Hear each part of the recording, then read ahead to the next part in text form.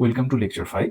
আমরা আমাদের আজকে পারপাস হচ্ছে আমরা গস ল নিয়ে স্টাডি করব। ম্যাগনেটোস্ট্যাটিক্স এর জন্য গস যে ফর্মুলাটা দিয়েছিল, যে লটা দিয়েছিল, সেটা নিয়ে একটু বেসিক আইডিয়া নিব, একেবারে ফান্ডামেন্টাল আইডিয়া নেব, খুব ডিটেইলসে আমরা দেখব না।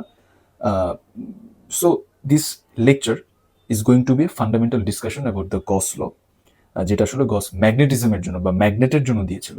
ঠিক আছে, আমরা জানি যে আসলে ইলেকট্রিক ফিল্ডের জন্য, ইলেকট্রোস্ট্যাটিক্সের জন্য গসের আরেকটা ল আছে। তো অনেকটা সিমিলার বলা যায়, বাট তাও আমরা হচ্ছে কিছু ডিফারেন্স পাবো। সো আমরা এবার সামনে যাই যে আসলে গসের স্টেটমেন্টটা কি ছিল। গস আসলে যেটা বলতে চাচ্ছে যে the net magnetic flux through a closed surface, through any closed surface is always zero. এটা ছিল মেইন যে স্টেটমেন্টটা গসের লর, সেটা হচ্ছে কি the net magnetic flux through any closed surface is always zero। অর্থাৎ আমি একটা ম্যাগনেটিক ফিল্ডে একটা ক্লোজ সারফেসকে যদি প্লেস করি, তাহলে এই ক্লোজ সারফেসের মধ্য দিয়ে নেট ম্যাগনেটিক ফ্লাক্সটা সবসময় জিরো হবে। তো এখানে ইম্পর্টেন্ট কিওয়ার্ড কি? ইম্পর্টেন্ট কিওয়ার্ড হচ্ছে নেট ম্যাগনেটিক ফ্লাক্স, এটা বুঝতে হবে। আরেকটা হচ্ছে এনি ক্লোজ সারফেস, এটা বুঝতে হবে। অলওয়েজ জিরো, এগুলো হচ্ছে আমাদের কিওয়ার্ড। সো আমি যদি আমার নেট ম্যাগনেটিক ফ্লাক্স বের করতে চাই একটা ক্লোজ সারফেসের মধ্য দিয়ে, এটা সবসময় জিরো আসবে। সো ইটস ভেরি ইম্পর্টেন্ট যে সারফেসটাকে ক্লোজড হইতে হবে, ওপেন সারফেস হলে হবে না, ক্লোজ সারফেস হইতে হবে। ঠিক আছে, তো আমরা সামনে এক্সাম্পল দিয়ে বোঝার চেষ্টা করবো যে আসলে কি এটা সম্ভব কিনা, নেট ফ্লাক্স জিরো হবে কিনা। আচ্ছা, নিচে কিছু কথা লেখা আছে, সেটা হচ্ছে কি এখানে বলা হচ্ছে no matter what close surface we draw, যে কোনো টাইপের ক্লোজ সারফেসে আমরা নিই না কেন, সেটা বিগ হোক, স্মল হোক, ম্যাগনেটের চারদিকে হোক কিংবা ম্যাগনেটের বাইরে এমটি স্পেসে হোক, অর্থাৎ ম্যাগনেটিক ফিল্ডের যে কোনো জায়গাতেই আমি সারফেসটাকে প্লেস করতে পারি, সেই জায়গা যেখানেই করি না কেন, ওইটার মধ্য দিয়ে সবসময় নেট ফ্লাক্সটা জিরো হবে, অলওয়েজ জিরো হবে। এবং ওই ক্লোজড সারফেসের শেপটা কেমন সেটার উপর আসলে এটা ডিপেন্ড করবে না। শেপটা যেমনই হোক, সেটা রেগুলার শেপ হোক, ইরেগুলার শেপ হোক, ইউনিফর্ম বা নন ইউনিফর্ম, যেরকম শেপই হোক না কেন, সিমেট্রিক হোক না হোক, তাও ইট ক্যান বি প্রুভড যে নেট ফ্লাক্সটা সবসময় জিরো হবে। আবারও একটা কথা মেনশন করে দিই, আমরা কিন্তু নেট ফ্লাক্সের কথা বলতেছি। একটু পরেই আমরা কিছু এক্সাম্পলের মধ্যে দিয়ে আসলে বোঝার চেষ্টা করবো যে আসলে বিষয়টা কি ট্রু কিনা। তো নিচে হচ্ছে আমরা বক্সের মধ্যে দিয়ে ম্যাথমেটিক্যাল রিপ্রেজেন্টেশনটা দেখাইছি গসের স্টেটমেন্টের। সেটা হচ্ছে আমরা কিন্তু অলরেডি জানি যে আসলে ফ্লাক্স কিভাবে ফর্মুলা দিয়ে লেখা যায়, surface integral of B dot D A, অর্থাৎ এরিয়া ভেক্টর এবং ম্যাগনেটিক ফ্লাক্স ডেন্সিটি বা ম্যাগনেটিক ফিল্ড ভেক্টর, এদের ডট প্রোডাক্টের সারফেস ইন্টিগ্রাল করলে আসলে আমরা ফ্লাক্স পাবো। তো যেহেতু গস বলতেছে নেট ফ্লাক্স জিরো হবে, তাহলে ওই ক্লোজ সারফেসের মধ্যে যদি আমি সারফেস ইন্টিগ্রালটা বের করি, তখন এটা জিরো আসতে হবে। তো সেইখান থেকে আসলে এই এক্সপ্রেশনটা দেওয়া হচ্ছে, যেটা আসলে গসের স্টেটমেন্টটাকে রিপ্রেজেন্ট করতেছে। ওকে, তো আসলে কেন জিরো হচ্ছে বা কিভাবে জিরো হচ্ছে একটু ভিজুয়ালাইজ করার চেষ্টা করি, জিনিসটাকে একটু বোঝার চেষ্টা করি। যেমন এখানে একটা ফিগার নেওয়া হয়েছে, একটা বার ম্যাগনেট আছে। বার ম্যাগনেট থেকে আসলে ফিল্ড লাইনগুলো আমরা জানি নর্থ পোল থেকে আউটওয়ার্ড, মানে বাইরের দিকে থাকবে। আমরা অলরেডি ফিল্ড লাইন স্টাডি করেছি, কিভাবে আসলে এগুলোর হাইপোথিসিসটা নেওয়া হয়েছিল সেগুলো আমরা অলরেডি জানি। নর্থ থেকে বের হয়ে যায় এবং সাউথের মধ্য দিয়ে আবার সে এন্টার করে একটা ম্যাগনেটের ভিতরে। তো আমরা একটা ক্লোজ সারফেস চিন্তা করতেছি, এই হচ্ছে আমাদের ক্লোজ সারফেস, একটা স্ফেয়ার, একটা গোলক, একটা ইউনিফর্ম শেপের একটা স্ফিয়ার নিয়েছে। What ever the shape, it doesn't matter. আমরা আমাদের বোঝার সুবিধার জন্য, যেন আমরা খুব একটু ইজিলি বিষয়টাকে বুঝতে পারি, এই জন্য আমরা একটা ইউনিফর্ম বা রেগুলার শেপের একটা সারফেস চিন্তা করতেছি। এবং অবশ্যই কিন্তু একটা স্ফিয়ার একটা ক্লোজ সারফেস, এটা কিন্তু আবদ্ধ, এনক্লোজড একটা সারফেস, রাইট? চতুর্দিক থেকে এটা বদ্ধ, right? So it can be treated as close surface.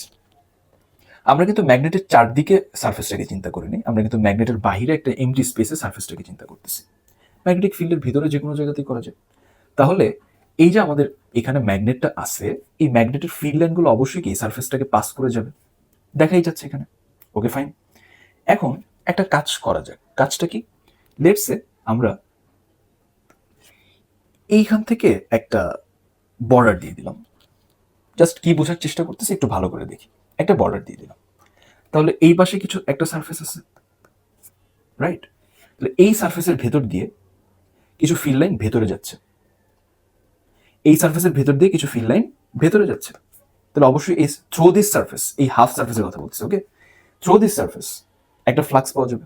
Okay, fine.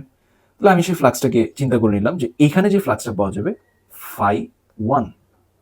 ওকে, আচ্ছা। এখন আমি আমার বর্ডার ওই পাশে আসি। ওই পাশে আমি কি দেখতেছি? এখানে এই সারফেসটা আছে, এই অংশটুকু আছে। তাহলে এই সারফেসের মধ্য দিয়ে কিছু ফিল্ড লাইন অবশ্যই পাস করতেছে, বাট এগুলো বাহিরে বের হয়ে যাচ্ছে, রাইট? তাহলে এই সারফেসের জন্য আমি এই পাশে একটা ফ্লাক্স পাবো। phi2। বাট এইখানে উল্লেখ্য যে এই পাশ থেকে যতগুলো ফিল লাইন পাস করে যাচ্ছে, তো আমাদের এই এক্সাম্পলের জন্য মোটামুটি দেখা যাচ্ছে 5টা ফিল লাইন এখানে দেখানো হয়েছে, যদিও আরো অসংখ্য ফিল লাইন ড্র করা পসিবল, আমরা 5টাকে দেখাইছি এখানে। এই পাশ থেকে কিন্তু সেই 5টা ফিল লাইন বের হয়ে যাচ্ছে। তাহলে আমি যদি ম্যাগনিটিউড বা ভ্যালুর কথা বলি, আমাদের ক্ষেত্রে কিন্তু phi1 is equals to phi2 হতে হবে, কারণ flux is nothing but the measurement of total field line through a surface. একটা সারফেসের মধ্য দিয়ে ফোর্স লাইন কতগুলো গেছে বা টোটাল ফোর্স লাইনকে সিগনিফাই করতেছে কি ফ্লাক্স, এটা নিয়ে আমরা স্টাডি করেছি যখন আমরা ফ্লাক্স নিয়ে পড়েছি। তার মানে ফিল লাইন যেহেতু same, amount of field line যেহেতু সেম, সারফেসের মধ্য দিয়ে যতটুকু ঢুকতেছে ততটুকু বের হয়ে যাচ্ছে, যতটুকু এন্টার করতেছে ততটুকু আউটসাইডে আবার চলে যাচ্ছে। তাহলে দুই পাশে ফ্লাক্সের ভ্যালু সেম হইতে হবে, কারণ ফিল লাইন তো একই অ্যামাউন্টে আসতেছে। বাট একটা বিষয় বোঝার আছে, সেটা হচ্ছে কি, যেহেতু এই পাশ থেকে ফ্লাক্স লাইনগুলো ভেতরে ঢুকতেছে, আমরা এটাকে পজিটিভ কন্ট্রিবিউশন চিন্তা করতে পারি, যে এটা পজিটিভ, ফ্লাক্সটাকে পজিটিভ চিন্তা করতে পারি। যেহেতু এই পাশ থেকে ফ্লাক্স লাইনগুলো বের হয়ে যাচ্ছে, লেটস আমরা এটাকে ধরে নিচ্ছি যে এটা নেগেটিভ কন্ট্রিবিউশন, লাইনগুলো বের হয়ে যাচ্ছে। সো এইখানে ফ্লাক্সটা যদি লেটস সে +10 ওয়েবার হয়, ফর এক্সাম্পল ধরে নিলাম, এইটা তাহলে কত ধরতে হবে, -10 ওয়েবার। এখন আমাকে গাউস বলতেছে ক্লোজ সারফেসের মধ্যে দিয়ে নেট ফ্লাক্স কত হওয়া উচিত। তাহলে আমার ক্লোজ সারফেস দিয়ে পুরোটা, তাহলে পুরোটার মধ্য দিয়ে ফ্লাক্স যদি বের করতে চাই, যেহেতু ফ্লাক্স স্কেলার কোয়ান্টিটি, নর্মাল যোগ করে দিতে হবে, অ্যাডিশন করে দিতে হবে, phi1 + phi2। এন্ড খুব ভালোভাবেই দেখা যাচ্ছে যে আসলে আমি যখন নেট ফ্লাক্সটা বের করব, তখন কিন্তু phi1 + phi2 যদি করি, এটা কিন্তু 0 চলে আসতেছে, রাইট, 0 চলে আসতেছে। সো এখান থেকে আমরা বিষয়টাকে ফিল করতে পারতেছি বা ভিজুয়ালাইজ করতে পারতেছি যে আসলে গস কি বলার চেষ্টা করতেছিল। একটা ক্লোজ সারফেসের মধ্য দিয়ে টোটাল ফ্লাক্স বা নেট ফ্লাক্সটা সবসময় 0 হবে। হ্যাঁ, একটা পার্শিয়াল জায়গা, আমি যদি শুধুমাত্র এই ক্লোজ সারফেসের এই অংশটুকু চিন্তা করি, তখন তো সেটা ক্লোজ সারফেস থাকতেছে না। ইট মিনস যে আমি একটা স্ফিয়ার বা গোলককে মাঝখান থেকে কেটে দিয়ে ওর একটা পাশ বা একটা কনকেভ পাশ বা সারফেসকে চিন্তা করতেছি, তো এটা তো আর তখন ক্লোজ থাকতেছে না। ক্লোজ চিন্তা করতে হলে আমাকে দুইটা পাশ টোটালটাকে একসাথে চিন্তা করতে হবে। যখন আমি টোটালটা একসাথে চিন্তা করতেছি, তখন আসলে নেট ফ্লাক্সটা 0 চলে আসতেছে। ওকে, এখন আমি যদি বাইরে চিন্তা না করে ক্লোজ সারফেসটা ম্যাগনেটের চারদিকে চিন্তা করতাম, same thing would be happen, একই জিনিস ঘটবে। এই পাশে আমরা দেখতেছি যে যতটুকু ফিল লাইন বের হয়ে যাচ্ছে, এদিক থেকে ঠিক ততটুকু ফিল লাইন, তত অ্যামাউন্টের ফিল লাইন ভেতরে ঢুকে যাচ্ছে।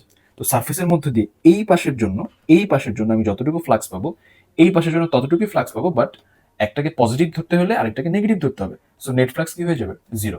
ফাই নেট এখানেও কি হয়ে যাবে, 0 হয়ে যাবে। ফাই নেট এখানেও 0 হয়ে যাবে।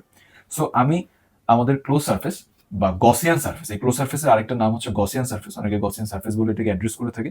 এই ক্লোজ সারফেস বা গসিয়ান সারফেসকে আমি ফিল্ডের যেখানেই রাখি না কেন, অর্থাৎ আমাদের ম্যাগনেটিক ফিল্ডের যেই জায়গাতে রাখি না, সেটা অ্যারাউন্ড দ্য ম্যাগনেট হতে পারে, ম্যাগনেটের চারদিকে চিন্তা করতে পারি, অথবা আমাদের ম্যাগনেটিক ফিল্ডের যে কোনো এমটি স্পেস আমরা চিন্তা করতে পারি, অর্থাৎ ম্যাগনেটের বাহিরে, সেখানেও চিন্তা করলে আমাদের নেট ফ্লাক্সটা 0ই আসতেছে, right. Okay, so I think কিছুটা আইডিয়া পাওয়া গেছে যে আসলে গস কি বলতে চাচ্ছে বা কেন বলেছে। ওকে, ফাইন। আচ্ছা, এখান থেকে একটা ইম্পর্টেন্ট জিনিস উঠে আসতেছে, যেটা নিয়ে আমরা আগে একবার বলেছিলাম, সেটা হচ্ছে ম্যাগনেটিক মনোপল কখনো এক্সিস্ট করে না, রাইট। আচ্ছা, এই যে নেট ফ্লাক্স 0 হচ্ছে, এটা কেন পসিবল বা কিভাবে হচ্ছে? কারণ আমরা যখন, খুব ইম্পর্টেন্ট কিন্তু বিষয়টা, আমরা একটু খেয়াল করে শুনি, আমরা যখন ফিল্ড লাইন নিয়ে স্টাডি করেছি, আমরা বলেছিলাম কি যে ফিল্ড লাইনগুলো কিন্তু একটা ক্লোজড পাথ ফলো করে, অর্থাৎ নর্থ থেকে শুরু হয়ে ওরা সাউথের মধ্যে এন্ট্রি করে আবার ভেতরে সাউথ থেকে নর্থের দিকে যাবে, এরকম একটা ক্লোজ পাথ ফলো করে, রাইট। তাহলে ম্যাগনেটের ইনসাইড দ্য ম্যাগনেট তারা সাউথ থেকে নর্থে, এবং আউটসাইড দ্য ম্যাগনেট তারা নর্থ থেকে সাউথে, এইভাবে একটা ক্লোজ পাথ ফলো করে, একটা ক্লোজ পাথ ফলো করতেছে। যেহেতু ওরা ক্লোজ পাথ বা একটা লুপ ফর্ম করতেছে, এবং এটা কোনো ইনফিনিট লাইন না যে চলতেই থাকবে, বের হয়ে গেছে একদম ইনফিনিট পর্যন্ত আমি এটাকে ডাইভার্জ বা কনভার্জ করে দিতে পারি, রাইট। ইনফিনিট পর্যন্ত আমি ডাইভার্জ করে দিতে পারি, বিষয়টা কিন্তু তা না। অবশ্যই সেটাকে যতটুকুই ডাইভার্জ করি না কেন, ওকে কিন্তু ঘুরে আবার সাউথে এসে কনভার্জ হইতে হবে, রাইট, আবার সাউথ দিয়ে এসে এন্টার করতে হবে। যেহেতু ফিল্ড লাইনগুলো ক্লোজ পাথ ফলো করতেছে, সেই জন্য কিন্তু আসলে এক পাশে যতটুকু পজিটিভ ফ্লাক্স পাচ্ছে, ঠিক এক অ্যামাউন্টের নেগেটিভ ফ্লাক্স আমি অপর পাশে পাচ্ছি, তাই কিন্তু আসলে নেট ফ্লাক্স 0 হয়ে যাচ্ছে। হোয়াট ইফ ম্যাগনেটিক মনোপল যদি এক্সিস্ট করতো, তখন কি আসলে এটা সম্ভব ছিল? না, শুধুমাত্র নর্থ পোল যদি এক্সিস্ট করতো, লেটস সে শুধুমাত্র ম্যাগনেটিক মনোপোল হিসেবে নর্থ পোলের এক্সাম্পল নিলাম, তখন কিন্তু ফ্লাক্স লাইনগুলো বা ফিল্ড লাইনগুলো সবসময় আউটওয়ার্ড থাকতো, like a positive electric charge. একটা ধনাত্মক চার্জের মতো আমরা নর্থ পোলকে যদি ট্রিট করি, এটাকে যদি আমরা ম্যাগনেটিক চার্জ বলি, অনেকে সেটাকে অ্যাড্রেসও করে এইভাবে, একটা ম্যাগনেটিক মনোপোলকে ম্যাগনেটিক চার্জ হিসেবে অ্যাড্রেস করা যায়, অনেক জায়গায় করা হয়ে থাকে। তো তখন সেই পজিটিভ চার্জের মতো আমরা নর্থ পোল থেকে ফিল্ড লাইনগুলোকে সবসময় বাইরে যেতে দেখবো। বাট যেহেতু ফিল্ড লাইনগুলো এখানে কোনো ক্লোজ পাথ ফলো করতেছে না, আমরা যদি ওর চারদিকে একটা স্ফেয়ার চিন্তা করি, তখন কিন্তু এই ক্লোজ সারফেস, এই স্ফেয়ারের মধ্যে দিয়ে নেট ফ্লাক্স জিরো হবে না, রাইট? যেহেতু আমি সবসময় ক্লোজ সারফেসের মধ্যে দিয়ে নেট ফ্লাক্স জিরো পাচ্ছি, এইটা আমাকে প্রমাণ করে দিচ্ছে যে ম্যাগনেটিক মনোপোল আসলে এক্সিস্ট করে না। যদি এক্সিস্ট করতো তাহলে net flux through a close surface zero হতো না, সেটা সাউথ পোল হোক বা নর্থ পোল হোক।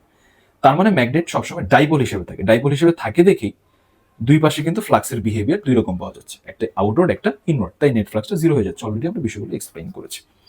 ওকে, সো গসের ল থেকে কিন্তু আমরা এই কনক্লুশনটাও নিতে পারি যে আসলে ম্যাগনেটিক ডাইপোল এক্সিস্ট করে, অর্থাৎ ম্যাগনেট সবসময় ডাইপোল হিসেবে এক্সিস্ট করে, ম্যাগনেটিক মনোপোল এক্সিস্ট করে না প্র্যাকটিক্যালি। ওকে ওকে আচ্ছা, আমরা এখন হচ্ছে ভেক্টর ক্যালকুলাস দিয়ে একটু গসের লটাকে এক্সপ্রেস করার চেষ্টা করবো। জাস্ট এক্সপ্রেশনটা কি বা কিভাবে আসে সেটা একটু দেখবো। তো ভেক্টর ক্যালকুলাসে আমরা বেশ কিছু কোয়ান্টিটি নিয়ে স্টাডি করে থাকি, যেমন গ্রেডিয়েন্ট আছে, ডাইভারজেন্স আছে, কার্ল আছে, সো ইটিসি আরো অনেক টাইপের কিছু আছে। তো মোটামুটি এগুলো হচ্ছে আমাদের fundamental quantity related to vector calculus. তো গসের লটাকে কিভাবে ভেক্টর ক্যালকুলাস দিয়ে রিপ্রেজেন্ট করা যায়, তো সেটা একটু দেখি। তো আমাদের এখানে এই ফিগারটাতে আমরা কি দেখতেছি, অলরেডি নিয়ে আমরা যদিও আলোচনা করেছি, আমরা একটু ভালো করে দেখি। এখান থেকে যতগুলো ফিল্ড লাইন ডাইভার্জ করে বা প্রসারিত হয়ে বের হয়ে যাচ্ছে, তারা ক্লোজ পাথ ফলো করে সাউথ পোল দিয়ে কিন্তু ততগুলো ফিল্ড লাইন আবার কনভার্জ করে যাচ্ছে, রাইট? ততগুলো ফিল্ড লাইন আবার কনভার্জ করে যাচ্ছে। তো যেহেতু ম্যাগনেটিক ফিল্ড একটা vector, we can determine the divergence. আমরা ম্যাগনেটিক ফিল্ডের ডাইভারজেন্স কিন্তু বের করতে পারবো। তাহলে এইখানে আমি যে ডাইভারজেন্সটা পাবো, কোন পাশের জন্য, আমি এই পাশের কথা বলতেছি। যেহেতু এখানে ফিল্ড লাইনগুলো ডাইভার্জ হচ্ছে, ছড়িয়ে পড়তেছে, অবভিয়াসলি আমরা বলতেই পারি এখানকার ডাইভারজেন্সটা কিন্তু পজিটিভ আসা উচিত, রাইট? আসলেই এই পাশে আমাদের ফিল্ড বা ভেক্টর ফিল্ডটা ডাইভারজেন্ট টাইপের, ডাইভার্জ করতেছে, পজিটিভ আসা উচিত। আচ্ছা, ঠিক একই অ্যামাউন্টের field line close path follow করে ঠিক তার বিপরীত পাশ দিয়ে, ঠিক তার বিপরীত পাশ দিয়ে কিন্তু কনভার্জ হচ্ছে, ভেতরে ঢুকে যাচ্ছে। তাহলে এইখানে যদি আমি ভেক্টর ফিল্ড বা ম্যাগনেটিক ফিল্ডের ডাইভারজেন্সটা বের করে থাকি, তখন আসলে কি আসবে? এখানকার যে ডাইভারজেন্সটা আসবে সেটা কিন্তু নেগেটিভ আসা উচিত, কনভার্জ করতেছে যেহেতু, সংকুচিত হয়ে ভেতরে চলে যাচ্ছে। তাহলে এক পাশে হচ্ছে ফিল্ড লাইন বা ফিল্ডের টাইপটা হচ্ছে কি ডাইভারজেন্ট টাইপ, এই পাশে হচ্ছে কনভার্জেন্ট টাইপ। এই পাশে প্রসারিত হচ্ছে, এই পাশে সংকুচিত হচ্ছে। But if we talk about the magnitude, ডাইভারজেন্সের ভ্যালু এই পাশে যা আসবে এই পাশে তাই আসবে, except the sign plus or minus.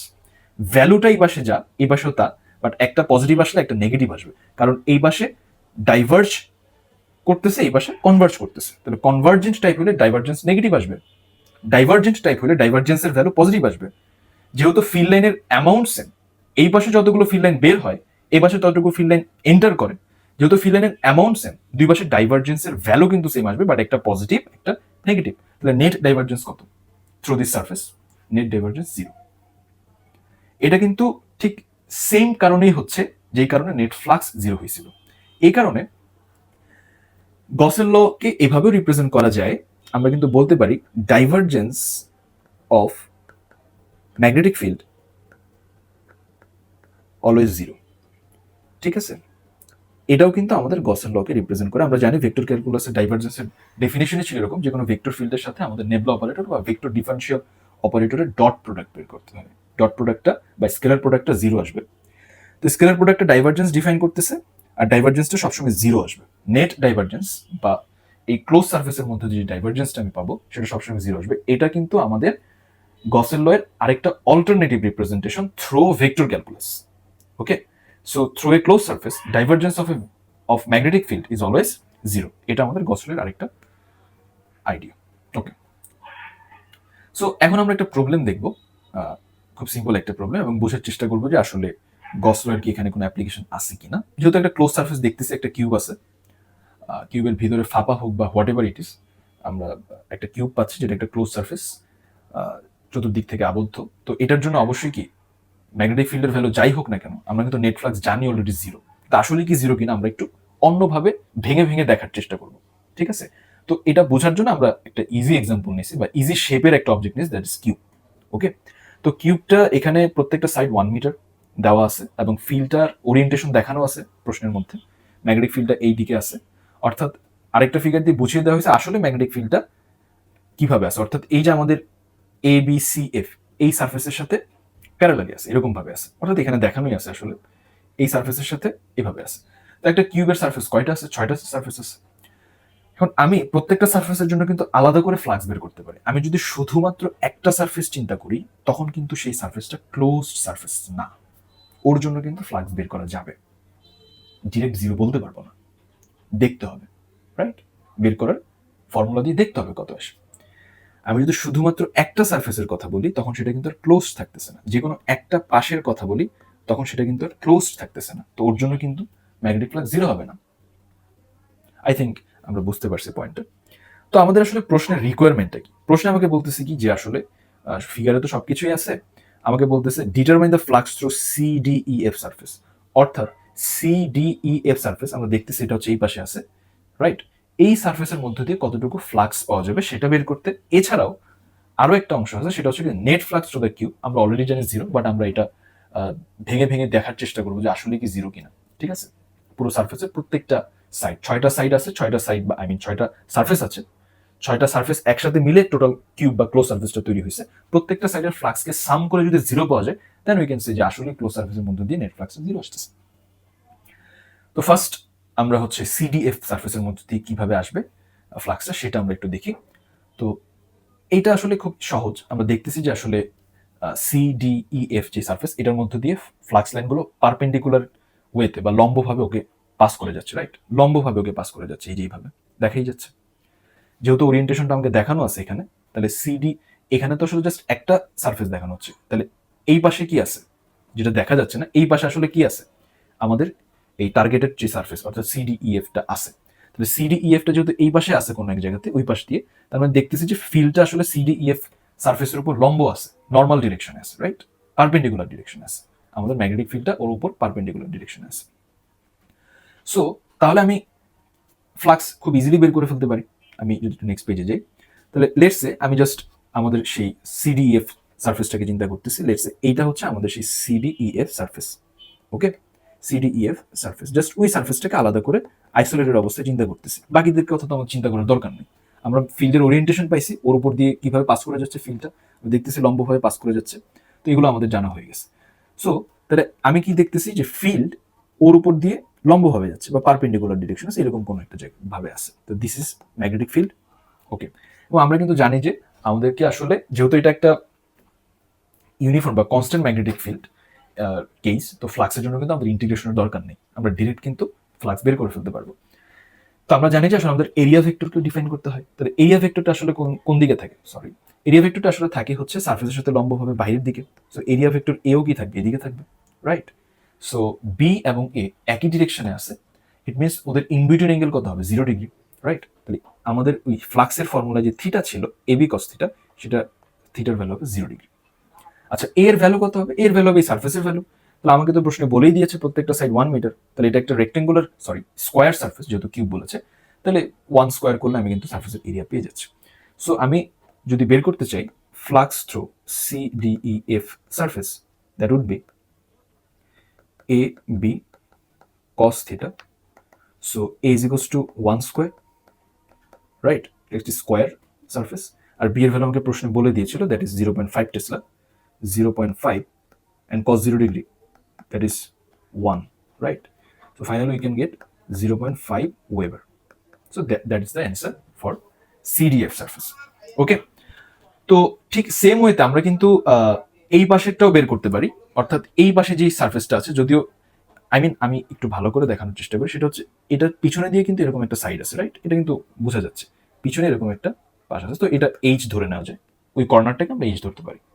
তাহলে একটু ভালো করে দেখি, এরকম যে আছে এখানে এইচ আছে, এই সারফেসটার কথা আমি বলতেছি।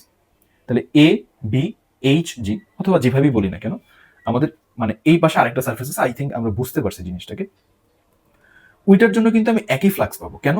কারণ আমাদের এই সারফেসটার সাথে কিন্তু এই সারফেসটা প্যারালালি আছে, রাইট?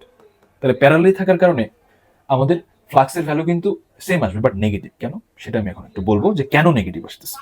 কেন নেগেটিভ আসছে সেটা আমি এখন একটু বলবো। সেটা হচ্ছে কি, যে এই হচ্ছে কি আমাদের কিউবটা, এখানে আমরা একটু রিড্র করতেছি। এই হচ্ছে আমাদের কিউবটা, এরকম কিছু একটা। সো এই কিউবের মধ্যে আমি এখন কথা বলতেছি এই যে আমাদের সারফেসটা আছে, এই সারফেসটাকে নিয়ে। ওকে, আমরা প্রিভিয়াসলি মাত্র যেটা সলভ করলাম সেটা আসলে এই সারফেসটা ছিল, রাইট? জাস্ট একটু কর্নারগুলোকে আমি মেনশন করে দিই। Let me check. Okay, this is A, B, C, D, E, F, G, N.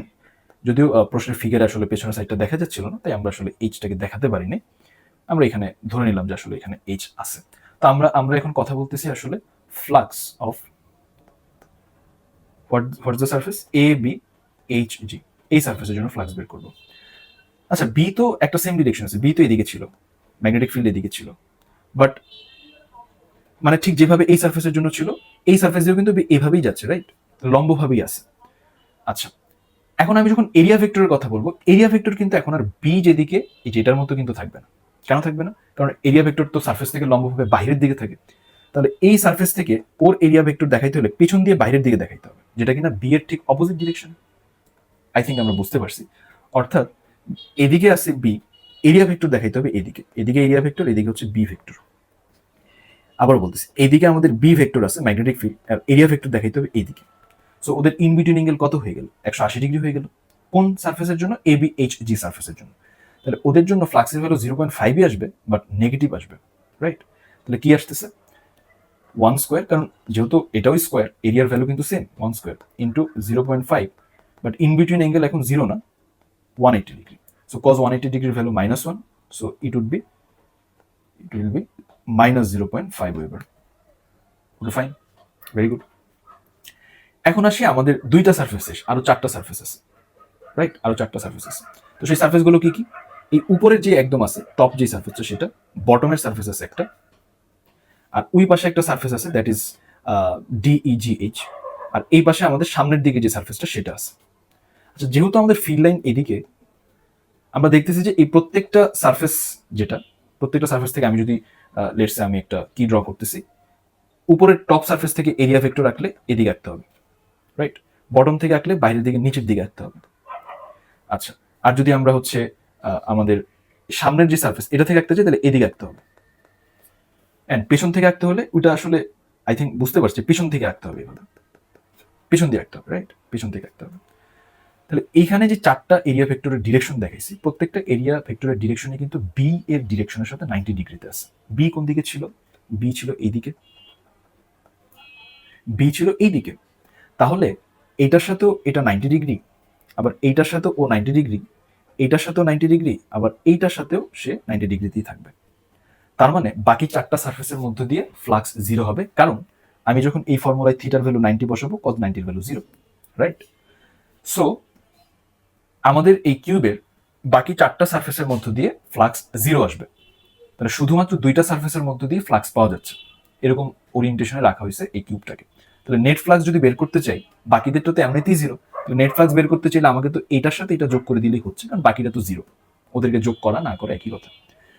So বাকিরা যেহেতু 0, আমি ফাই নেট তাহলে কি বলতে পারি? ফাই নেট তাহলে কি? এই দুইজনের যোগফল 0.5 প্লাস মাইনাস অফ 0.5, যেহেতু স্কেলার কোয়ান্টিটি অবশ্যই সাইনকে কনসিডার করতে হবে, রাইট? আচ্ছা, আর বাকিরা 0, সেই 0গুলো আমি আর লিখতেছি না। তো আমি দেখতেছি নেট ফ্লাক্স কিন্তু 0 আসতেছে। সো আই থিঙ্ক গস কিন্তু ভুল কিছু বলেনি, গস ভুল কিছু বলেনি। এটা কিন্তু একটা ক্লোজ সারফেস ছিল, তো ক্লোজ সারফেসের মধ্যে নেট ফ্লাক্স 0 আসতেছে। ওকে, তো আই থিঙ্ক এই এক্সাম্পলের মধ্যে দিয়ে আমরা গসের ল এর একটা সিম্পল প্রমাণ দেখার চেষ্টা করলাম, যদিও আসলে এটা ডিরেক্ট প্রুফ না।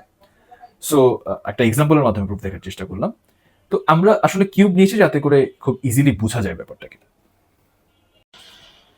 ওকে, সো নেক্সট আমরা একটু দেখবো যে যদি এখানে আসলে দেখতেছি আমরা একটা মনোপল যদি আসলে এক্সিস্ট করতো, তখন গসের লটা আসলে কেমন হইতো, বা গসের লটা কি আসলে ভ্যালিড কিনা। তখন যদি ম্যাগনেটিক মনোপল এক্সিস্ট করতো, তাহলে অলরেডি একটু আগে আমরা এই বিষয়টা নিয়ে যদি ডিসকাস করেছি যে ম্যাগনেটিক মনোপল এক্সিস্ট করে না, এটা আসলে গসের ল থেকেই বোঝা যায়। যদি করতো, হাইপোথেটিক্যাল একটা মনোপল যদি আমি চিন্তা করি, তখন কি আসলে গসের লটা ঠিক থাকতো? না, তখন আসলে গসের ল যেটা বলতেছে ফাই নেট 0 হবে, এটা কিন্তু আসলে জিরো থাকতো না। সো এখানে আসলে সেটাই দেখানো হচ্ছে যে নেট ফ্লাক্স কিন্তু তখন আর জিরো থাকতো না। আচ্ছা, তো পাশে একটা ফিগার দেওয়া হয়েছে যে এখানে একটা নর্থ পোল আছে, একটা আইসোলেটেড বা বিচ্ছিন্ন মনোপোল বা নর্থ পোল নেওয়া হয়েছে, সাউথ পোল নেওয়া যেত, আমরা ফর এক্সাম্পল নর্থ পোল নিয়েছি। তাহলে এই নর্থ পোলের থেকে সবসময় ফিল্ড লাইনগুলো বাইরে চলে যাচ্ছে, তাহলে ক্লোজ সার্ফেসের মধ্যে দিয়ে যে ফ্লাক্স পাওয়া যাবে সেটা কিন্তু কখনোই জিরো আসবে না, পসিবলই না, কারণ ফিল্ড লাইনগুলো সবসময় ডাইভার্জ করতেছে। তাহলে ডাইভার্জেন্স পজিটিভ আসবে, ম্যাগনেটিক ফিল্ডের ডাইভার্জেন্স পজিটিভ আসবে, কিন্তু গস বলতেছে ডাইভার্জেন্স জিরো আসবে, বাট এখানে দেখতেছি পজিটিভ আসবে। সো মনোপোল এক্সিস্ট করলে আসলে গসের লটা সে যেটা দিছে সেটার কিন্তু আসলে কোনো মিনিং থাকতেছে না। যদি জিরো না হয় তখন কার সমান হবে? এই যে এখানে দেখানো হয়েছে, এখানে দেখানো হয়েছে, জাস্ট একটু পজিশনটা চেঞ্জ করি আমি যাতে বোঝা যায় এই পাশটা। এখানে কিন্তু দেখানো হচ্ছে যে আসলে কিসের সমান হবে নেট ফ্লাক্সটা, mu naught P. So what is this identity?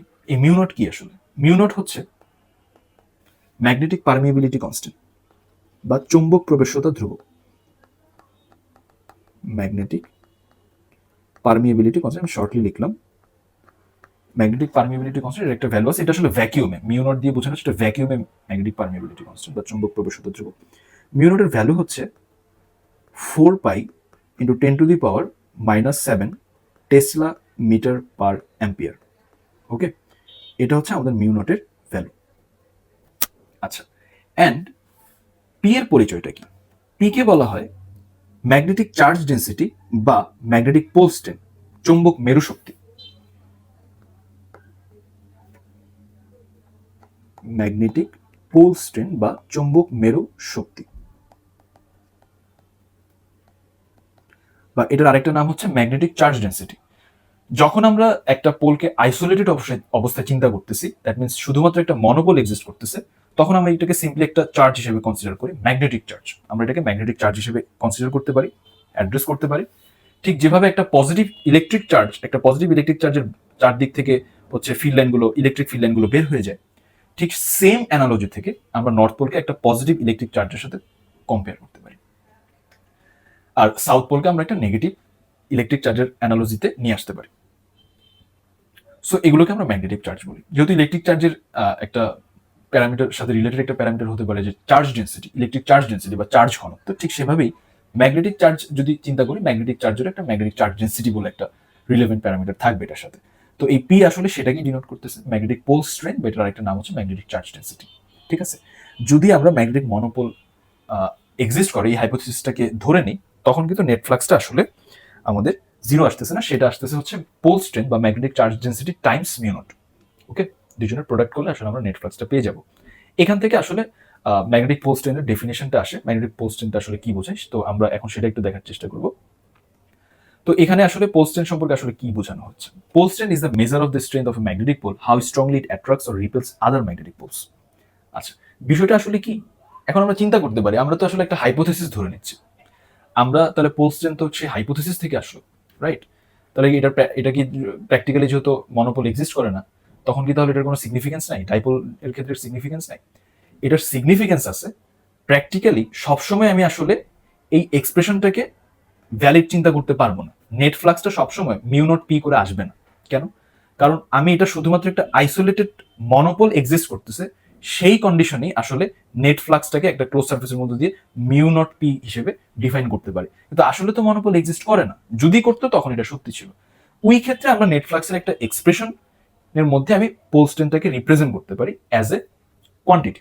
ওইখান থেকে আমি ম্যাথমেটিক্যালি যদি ম্যাথে আমাকে বলে দেয় যে ধরে নিচ্ছি যে আমরা আসলে মনোপোল এক্সিস্ট করে, সেই ক্ষেত্রে আসলে রিলেশনটা কি হবে ফ্লাক্সের সাথে পোল স্ট্রেন্থের বা মেরু শক্তির রিলেশনটা কি হবে, ঠিক আছে, সেটা আসলে এখান থেকে আমরা ইউজ করতে পারবো।